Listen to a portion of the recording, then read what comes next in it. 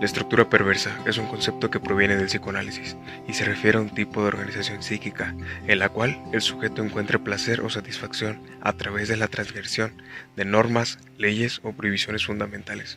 En particular, la estructura perversa se organiza alrededor de un rechazo o desmentida de la castración simbólica, es decir, la aceptación de los límites y la ley que regulan las relaciones humanas.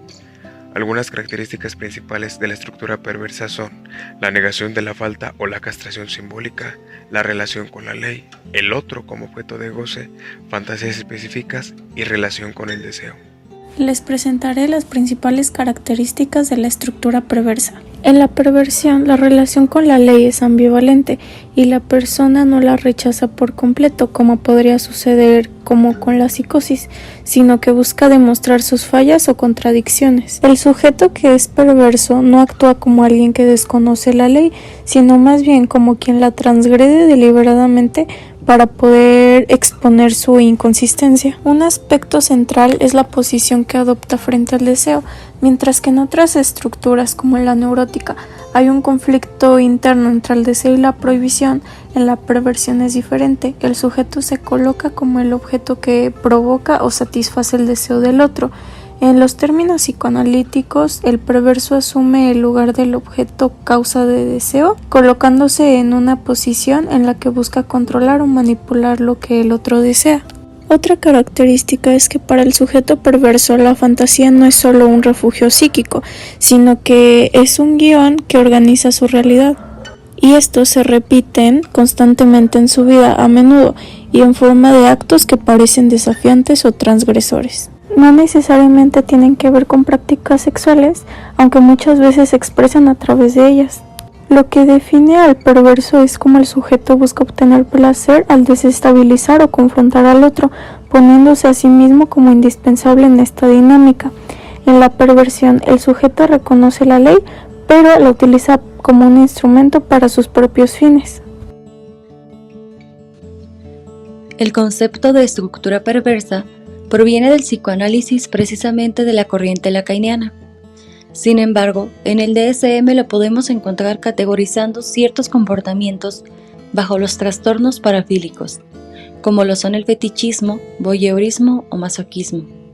En cuanto a su etiología, sugiere que hay causas multifactoriales, como factores biológicos por desequilibrios hormonales que regulan el comportamiento sexual, ya que estos podrían generar ciertos impulsos atípicos, factores psicológicos como experiencias traumáticas durante la infancia, especialmente el abuso o haber relacionado la excitación a estímulos no convencionales, factores socioculturales como el impacto de algunas normas sociales, ambientes permisivos o por el contrario, extremadamente represivos.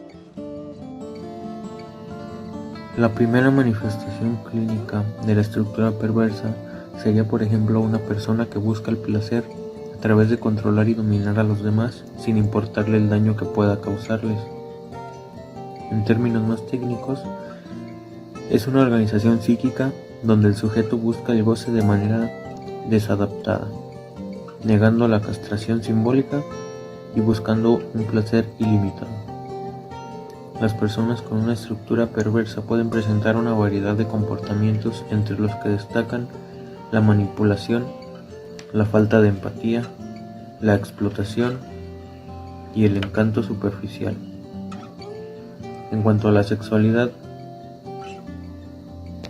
cuentan con desviaciones y obsesiones. Tiene negación de la castración, tiene proyección y una falta de culpa o indiferencia ante el sufrimiento ajeno. Es importante destacar que el DSM-5 no incluye un diagnóstico específico para la estructura perversa. Sin embargo, algunos comportamientos asociados con la perversión pueden ser diagnosticados como parte de otro trastorno.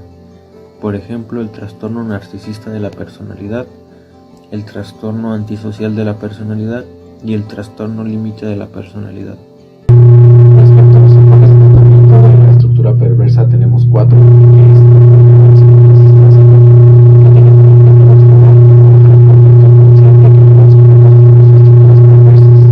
En cuanto a la intervención, hay que crear un espacio seguro donde el sujeto pueda hablar libremente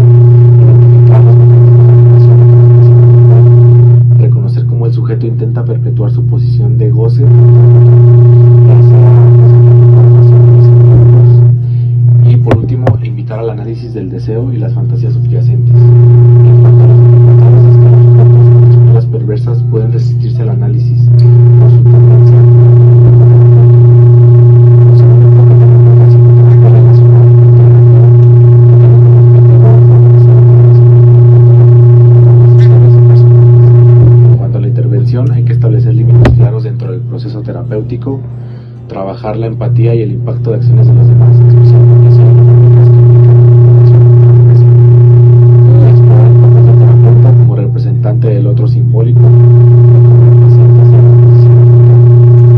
Como tercer enfoque tenemos la terapia cognitivo-conductual, que esta es menos común para tratar estructuras perversas debido a su énfasis en lo inconsciente, pero puede ser útil en contextos específicos, ya sea en conductas perversas concretas e interferentes con la realidad.